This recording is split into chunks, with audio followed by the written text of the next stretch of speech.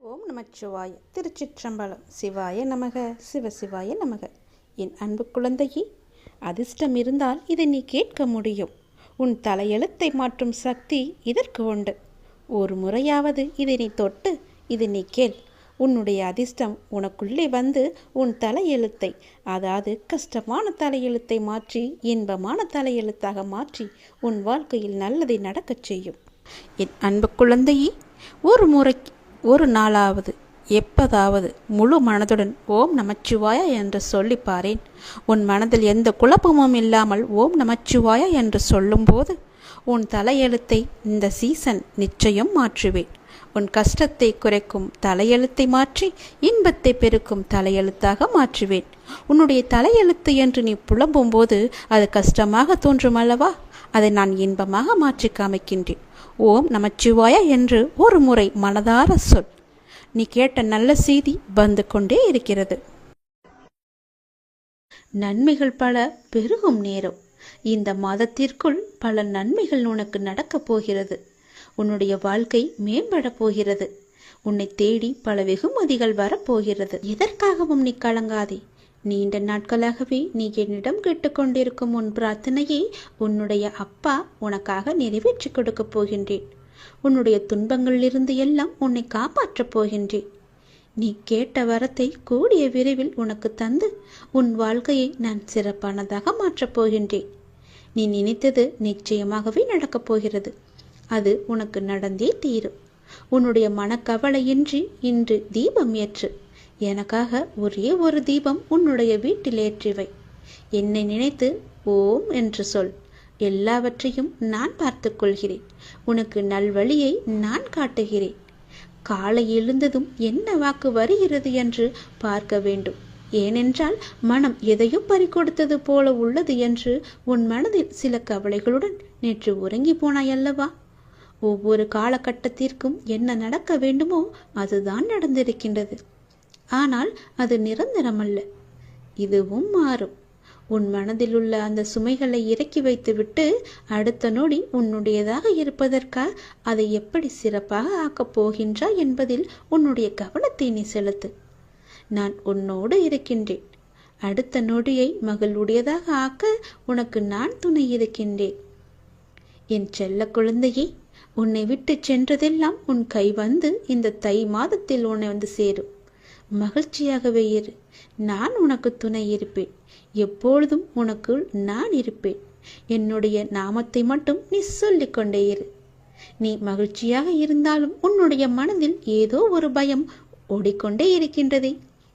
எதற்காக அது தேவையற்ற பயம். உன் வாழ்க்கையில் நல்ல மாற்றங்கள் ஒவ்வொன்றாக நடக்க ஆரம்பம் ஆகிவிட்டது. பயம் உனக்கு எதிர்மறை எண்ணங்களை மட்டுமே தரும். அந்த பயத்தை நீ தூக்கி எறிந்துவிடு. உன்னுடைய மனதை நீ எப்பொழுதும் நேர்மறையாய் மட்டுமே வைத்துக்கொள். அதில் எதிர்மறையை உட்பகுத்தி விடாதே. அதை தடுத்து நிறுத்த வேண்டிய பொறுப்பு உனக்குள் தான் இருக்கிறது. அதை நீ மட்டுமே செய்ய முடியும். நீ நினைத்தால் கண்டிப்பாகவே முடியும். அந்த எதிர்மறை எண்ணங்கள் உன் செயல்பாட்டை எல்லாம் தடுத்து உன்னை தோல்வியில் சென்று அடைய வைத்துவிடும். முதலில் அந்த பயத்தை விடு. நல்லதை நினை. உனக்கு நன்மைகள் மேலும் மேலும் பெருகிக் கொண்டே இருக்கும்.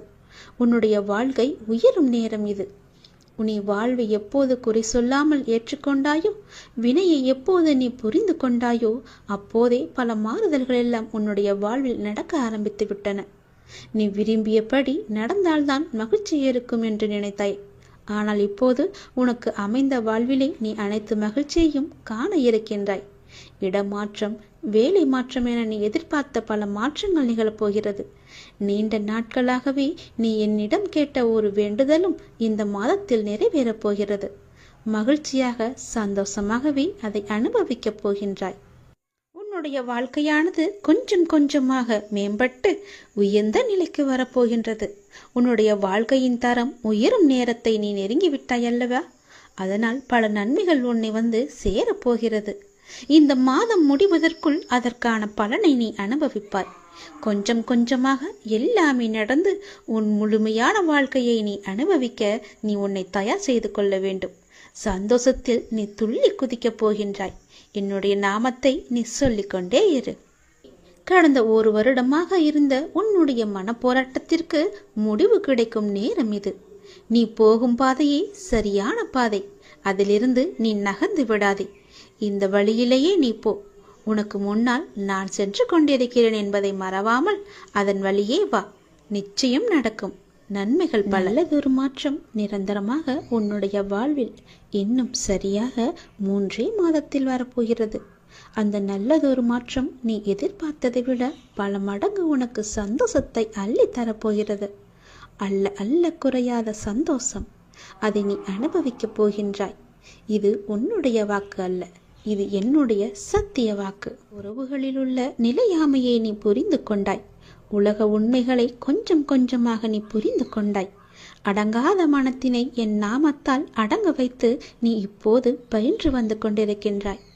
எப்போதும் நேர்மறையாக சிந்திக்க நீ பழகி கொண்டாய். இனி என்ன, ஏன் கவலை? இந்த வாழ்க்கையை கடப்பது உனக்கு எளிதாகவே இருக்கப் போகின்றது. இனி உனக்கு வழிகாட்டியாக நானே உன் கூடவே வரப்போகின்றேன். உன் கர்ம வினையை தீர்க்க வைத்து இந்த வாழ்வை நீ நிம்மதியோடு கடக்க நீ என்ன செய்ய வேண்டும் என்பதை அவ்வப்போது உனக்கு நான் குறித்து கொண்டே இருப்பேன். குறிப்பால் உணர்த்தி கொண்டே இருப்பேன். நீ தயங்காமல் முன்னேறு. நான் உன்னுடன் எப்போதுமே இருப்பேன். உனக்கு எல்லாவற்றையும் புரிய வைத்து உன்னுடைய வாழ்க்கையை செம்மையாக மாற்றி காமிக்கின்றேன். கடந்த 1 வருடமாக இருந்த உன்னுடைய ஒரு மனப்போராட்டத்திற்கு இப்போது முடிவு கிடைக்கும் நேரம். உன் மனம் 1 வருடமாக பட்ட பாடு எனக்கு தெரியாதா? எத்தனை அல்லல்கள் பட்டிருக்கிறது, எத்தனை துன்பங்களை சந்தித்திருக்கிறது, எத்தனை கஷ்டங்களை அது அனுபவித்திருக்கிறது. எல்லோற்றுக்கும் ஒரு முடிவு கட்டப் போகின்றேன். உன்னுடைய பொறுமைக்கு பலன் கிடைக்கும் நேரம் இது. நீ இதுவரை கடந்து வந்த பாதையில் நீ பட்ட கஷ்டங்களுக்கு ஒரு முடிவு காணப்பாய். யார் உன்னை கைவிட்டாலும் உன் நம்பிக்கை உன்னை கைவிடாமல் உன்னை இவ்வளவு தூரம் அழைத்து வந்திருக்கின்றது. நான் நம்பும் என்னுடைய அப்பா என்னை காப்பாற்றுவார் என்ற நம்பிக்கை உனக்குள்ளே ஆழமாக பதிந்திருக்கிறது. அதுவே உன்னை இத்தனை தூரம் பாதுகாப்பாக அழைத்து வந்திருக்கிறது தெரியுமா? அந்த நம்பிக்கையோடு சேர்ந்த நேர்மறை எண்ணங்களும் அது எல்லாமே கூடி உன் வாழ்வின் பொன்னான தருணங்களை அது உனக்கு உருவாக்கி தரப்போகிறது. மகிழ்ச்சியாகவே இரு. உன்னுடைய வாழ்க்கை சரியான திசையில் நகர ஆரம்பித்திருக்கிறது. அது சரியான வழியில்தான் போய்கொண்டிருக்கிறது. அதை மாயை என்ற வலையில் நீ சிக்கிக்கொண்டு மாற்றி போக நினைக்காதே. அது தவறாக விடும். நான் சொல்வதை கேள். உனக்கு நல்லது நடக்கப் போகிறது. எத்தனை வருடங்களாக நீ தவித்து கொண்டிருந்தாய். எவ்வளவு மனப்போராட்டங்களை எல்லாம் அனுபவித்து கொண்டிருந்தாய். சந்தோஷத்தையே நீ மறந்து விட்டாய். அவ்வளவு துன்பங்களை நீ அனுபவித்து விட்டாய் அல்லவா? அது எல்லாமே இப்போது முடியப் போகிறது. சந்தோஷமாக நீ உன் வாழ்க்கையை ஆரம்பிக்கப் போகிறாய். உனக்கு துணையாக உன்னுடைய அப்பா நான் இருக்கும்போது எதையும் கவலைப்படாதே. எதை பற்றியும் நீ சிந்திக்காதே. மகிழ்ச்சியாகவே இரு. நிறைய மகிழ்ச்சியான தருணங்கள் இனி ஒன்றின் பின் ஒன்றாக உன்னை நோக்கி வந்து கொண்டே இருக்கிறது. இதுதான் சரியான திசை. யார் எது சொன்னாலும் அதை காதில் வாங்காதே. அங்கு உன்னை பயமுறுத்துபவர்கள்தான் நிறைய பேர் இருப்பார்கள். அவற்றையெல்லாம் நீ காதில் வாங்காமல் நீ போகும் பாதையே சரியான பாதை என்று நகர்ந்து போய்கொண்டே இரு. இதற்காகவும் அதிலிருந்து பின் வாங்கக்கூடாது. நான் சொன்னால் பழிக்கும், என்னுடைய வாக்கு பழிக்கும் என்று பல பேர் சொல்லியிருப்பார்கள். கேட்டிருக்கிறீர்களா? அது எப்படி அவர்கள் சொன்னால் பழிக்கும் என்றுதானே கேட்கிறீர்கள்? இந்த நான் சொல்லும் எல்லாமே அவர்களிடம் இருந்தால் அவர்கள் சொல் நிச்சயமாகவே பழிக்கும். அது என்ன? நான் சொன்னால் பழிக்கும், என் வாக்கு பழிக்கும் என்று தங்களை பற்றி சிலர் சொல்லிக் கொண்டே இருப்பார்கள். அது என் விஷயத்திலும் உண்மையாக நடக்கிறது. யாரையும் வஞ்சிக்காத ஒருவன், கடவுள் மீது அதிக நம்பிக்கையுள்ள ஒருவன் மனதார சொல்லும் எந்த வார்த்தைக்குமே உயிர் இருக்கிறது. அந்த உயிர் தன் சக்தியை காட்டிவிடுகிறது. ஆத்திரத்தில் சொல்லும் வார்த்தைகள் மட்டுமின்றி இயற்கையாக வந்து விழும் வார்த்தைகளுமே பழுத்து விடுகின்றன. எல்லாவற்றிற்கும் காரணம் தெய்வ, அதாவது குரு நம்பிக்கைதான் காரணம். குருவின் மீது முழுமையாகவே நம்பிக்கை வைத்திருப்பவன், குரு மீது முழுமையான பக்தி வைத்திருப்பவன், அசைக்க முடியாத நம்பிக்கை, சொல்ல போனால் முழுமையான குரு மீதான அடிமை என்று கூட சொல்லலாம். அவர்கள்தான் அவர்கள் சொல்லும் வார்த்தைகள்தான் பலிக்கும். ஏனென்றால் அவர்களுக்குள்ளே அந்த கடவுளே உயிராக இருக்கிறார். அவர்களுக்குள் இருந்து சொல்லும் வார்த்தைகள் எல்லாமே கடவுளுடைய சொல். அவர்கள் சொன்னால் நிச்சயமாகவே பலிக்கும். சில பேர் சொல்லிக் கொண்டே இருப்பார்கள், நான் சொன்னால் பலிக்கும், நான் சொன்னால் நடந்துவிடும் என்று. அவர்களுக்கு நான் சொன்ன இந்த அத்தனை நம்பிக்கையும் அத்தனை அறிகுறிகளும் இருக்கிறதா என்று பாருங்கள். சில பேர் ஏமாற்று பேர் வழிகளாக கூட இருக்கலாம். அவர்களை நம்பக்கூடாது. நிச்சயம் நடக்கும். நம்பிக்கைதான் காரணம். நம்பிக்கை மட்டும்தான் அவரை அந்த வழியில் செல்ல வைக்கிறது, அந்த வார்த்தையை பலிக்க வைக்கிறது. சவால் என்ற வார்த்தைக்குள்ளேதான் வாசல் என்ற வார்த்தை மறைந்திருக்கிறது. அது உனக்கு தெரியுமா? நீ யாரிடம் வேண்டுமானாலும் சவால் விட்டுக்கொள். அதிலிருந்து தான் உனக்கான வாசல் திறக்கும். நீ எதிர்கொள்ளும் சவால்களை தான் வாசலாக உனக்கு திறக்கின்றன. உன்னுடைய எதிர்காலத்தின் வாசல் அங்குதான் இருக்கிறது. தைரியமாக செல். உனக்கான வாசல் எப்பொழுதும் திறந்தே நான் வைத்திருக்கிறேன். நீ எப்போது வேண்டுமானாலும் அதற்குள்ளே நீ வரலாம். உனக்காக நான் அங்கு காத்து கொண்டிருக்கிறேன். நீ தைரியமாக என்னை நோக்கி வா. யாரையும் மகிழ்ச்சியாக வைக்க நீங்கள் முயல வேண்டாம். அவரவர்க்கு எது மகிழ்ச்சியோ அதில் அவர்களை அறிந்துணர்ந்தவன் வைத்திருக்கிறான் என்பதே மெய். அது உங்கள் பட்டியலில் உள்ள மகிழ்ச்சியோடு பொருந்தவில்லை என்பதால் அவர்கள் மகிழ்ச்சியாக இல்லை என்று அர்த்தமாகாது. ஏனென்றால் அவரவர் மகிழ்ச்சி எது என்று உங்களுக்கு தெரியாது என்பதுதான் இது உண்மை. உதாரணமாக, தன் பரிதாபத்துக்கு உரியவன் என்றுதானே நினைத்து அதை வெளிக்காட்டி என்னை பார்த்து பரிதாபப்படுங்கள் என்ற ஏக்கத்தோடு இருப்பவர்க்கு அவர்களை பார்த்து பரிதாபப்படுவதுதான் அவர்களுக்கான ஏக்கம் தீர்க்கும் மகிழ்ச்சி. சிலரோ தான் பரிதாபமாக இருந்தால் கூட அதை வெளிக்காட்டி கொள்ளும் விதத்தில்தான் அதை கடந்து மகிழ்ச்சியாக இருப்பதாக நினைப்பதுதான் மகிழ்ச்சி. எதிலும் குறை கண்டுபிடிப்பதில் திறமையாக இருப்பவர்களுக்கு ஏதாவது ஒரு குறை இருந்தால்தான் மகிழ்ச்சி. தனக்கு குறையே இல்லை என்றாலும் கூட நாடகத்தில் சினிமாவில் வரும் குறையை எண்ணி புலம்பி அந்த புலம்பலை ஏற்றுக்கொள்பவர்கள் இருந்தால் அதுவும் மகிழ்ச்சி. இப்போது கஷ்டம் இல்லாவிட்டாலும் இருந்த காலத்தில் கடந்த கஷ்டங்களை நினைத்து வருத்தப்படுவது அவரவர்களுக்கு ஓர் மகிழ்ச்சி. வருமா நடக்குமா என்று தெரியாத ஒன்றை குறித்தே சிந்தித்து இப்போது இருக்கும் நிம்மதியை கெடுத்துக் கொள்வதில் சிலருக்கு மகிழ்ச்சி. என்னதான் தன்னிடம் எல்லாமே இருந்தாலும் இல்லை என்று சொல்லவும் காட்டவுமே சிலருக்கு மகிழ்ச்சி. இப்படி உங்கள் பார்வைக்கு மகிழ்ச்சி இல்லாதது போல தெரிந்தாலும் அப்படி இருப்பதுதான் அவர்களுக்கு மகிழ்ச்சி என்பதை உணர்ந்து அறிந்தவன் அவர்களை அவர்கள் விருப்பம் போல வைத்திருக்கிறான். அதிலிருந்து அவர்களே விழிப்புணர்வு பெற்று வெளிவந்தால்தான் உண்டு. இவற்றை எல்லாம் கடந்து நீங்கள் என்னதான் உங்களின் மகிழ்ச்சியை இழந்து இழுத்து வந்தாலும் அவர்கள் அப்படி இருந்ததில் அடைந்த நிறைவான மகிழ்ச்சியை உங்களால் தர முடியாது. எனவே உங்கள் மகிழ்ச்சியில் நீங்கள் பூரணமாக இருங்கள். உங்கள் மகிழ்ச்சியின் தன்மை பிறரை கவனிக்க வைக்கும். எப்படி இப்படி இருக்கிறாய் என்று கேட்க வைக்கும்.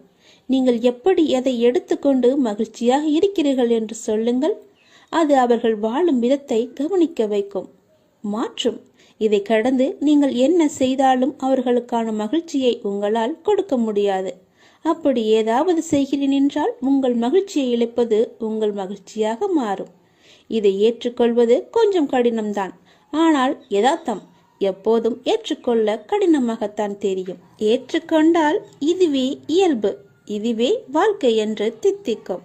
எல்லாவற்றையும் நாம் மகிழ்ச்சியாக ஏற்றுக்கொண்டு சந்தோஷமாகவே வாழ்வோம். எப்போதும் நாம் மகிழ்ச்சியாக வைத்து. உன் கண்ணில் வடியும் கண்ணீரை துடைக்கவே நானே வந்து கொண்டிருக்கிறேன். நானே உனக்கு துணையாக இருந்து நான் உன்னை நல்ல வழியில் அழைத்துச் செல்வேன். உன்னை கண்டு எல்லோரும் வியக்கும் வண்ணம் நானே உன்னை ஏற்றுகிறேன். கவலைப்படாதே, உன் கண்ணீரை துடைக்க நானே வருகிறேன்.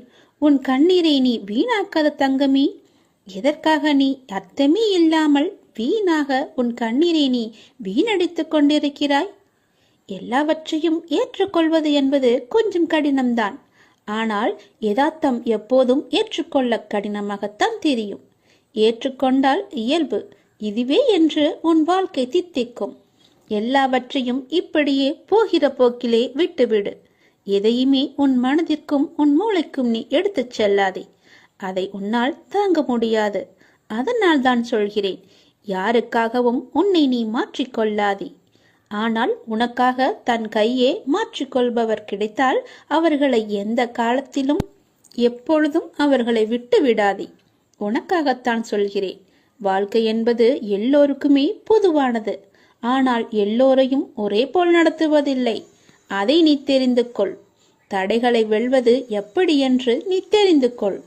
இன்றைய மனிதர்களில் அதிகம் பேர் ஏதாவது ஒரு கவலையுடன் தான் வாழ்ந்து கொண்டிருக்கிறார்கள். சிறு தடையையும் பெரிதாக எண்ணி கவலைப்படுகிறவர்கள்தான் அநேகமானவர்.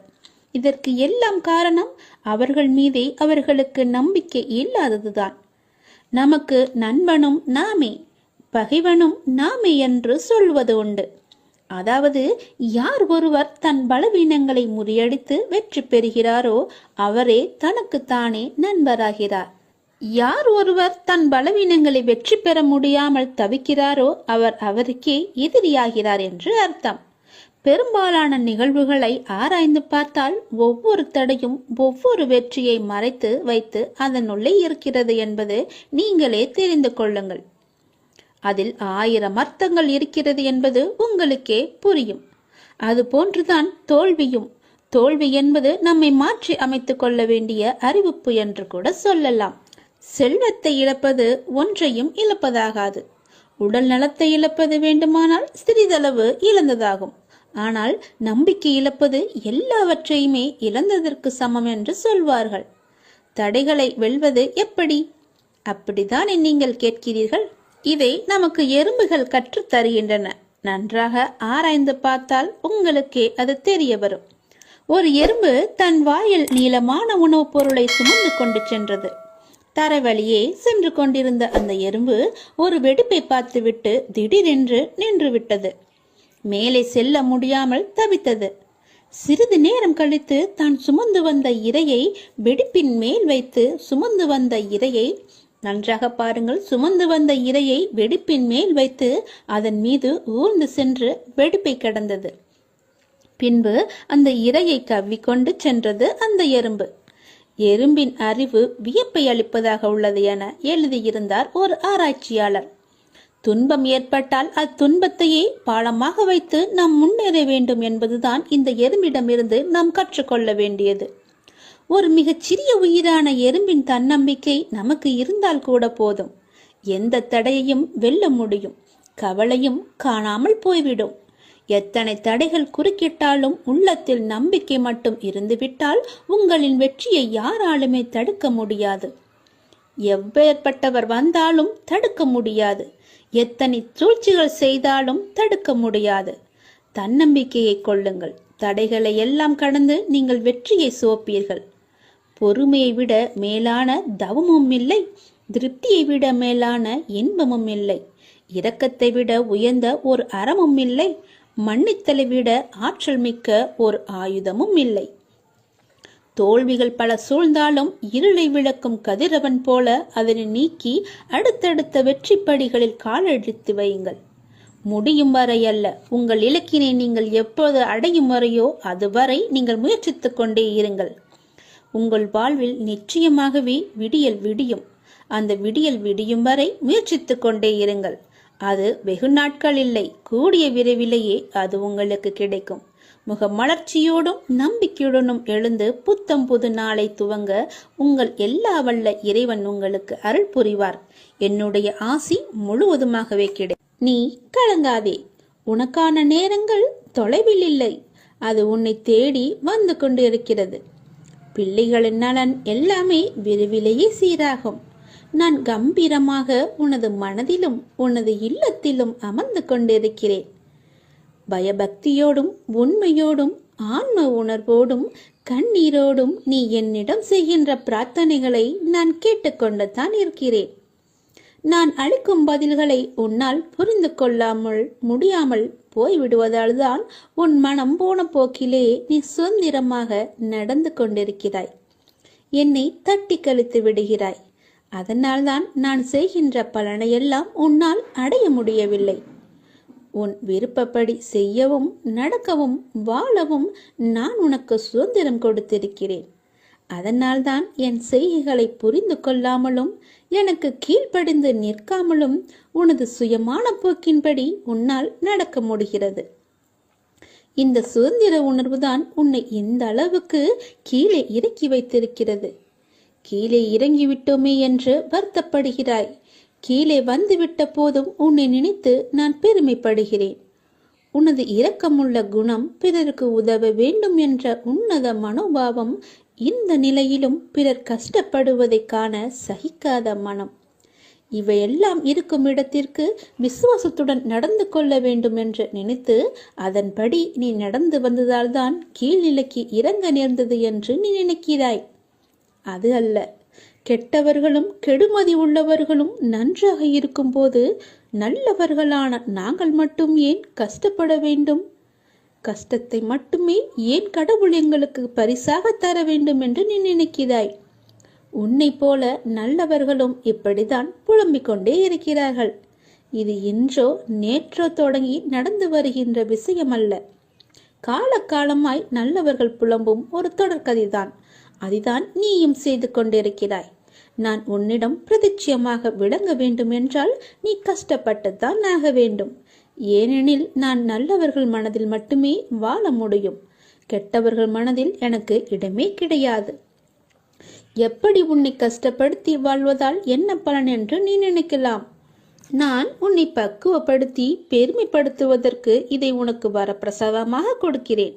உன்னுடைய தகுதிக்கும் தாங்கு சக்திக்கும் ஏற்பத்தான் கஷ்டத்தை தருகிறேன். இதை உன்னால் சமாளிக்க முடியும் என்று தெரிந்த பிறகே கஷ்டம் வர தயாராக இருக்கிறது. இந்த நேரம் நீ வேகமாக செயல்பட வேண்டிய நேரம், சிந்தனையோடு செயல்பட வேண்டிய நேரம். இப்போதே உன் நிலையை பல மடங்கு நான் உயர்த்தப் போகிறேன். சந்தோஷமாகவே இரு. என்ன நீ ஒரே மனக்குழப்பத்திலேயே இருந்து கொண்டிருக்கின்றாய்? எப்போது பார்த்தாலும் குழப்பமான சூழ்நிலையிலேயே ஏன் உன்னை வைத்திருக்கின்றாய்? மீண்டும் மீண்டும் குழப்பம் ஏற்படுவதற்கு என்ன காரணம்? நான் தான் நேற்றே உன்னிடம் பேசிவிட்டேனே. நான் பேசுவதை நீ காது கொடுத்து கேட்டாயா இல்லையா? நீ புரிந்து கொண்டதுதான் என்ன? நீ என்னத்தை புரிந்து கொண்டாய்? வினைகளை எப்படி தீர்க்க வேண்டும் என சொல்லி தந்தேனே. கேட்டாயா அல்லவா? ஏன் கேட்க மறந்தாய்? ஏன் நீ மறந்து போனாய்? அது போன்ற ஒன்றை செய்ய முயன்று ஏன் வருத்தப்பட்டு கொண்டிருக்கின்றாய்?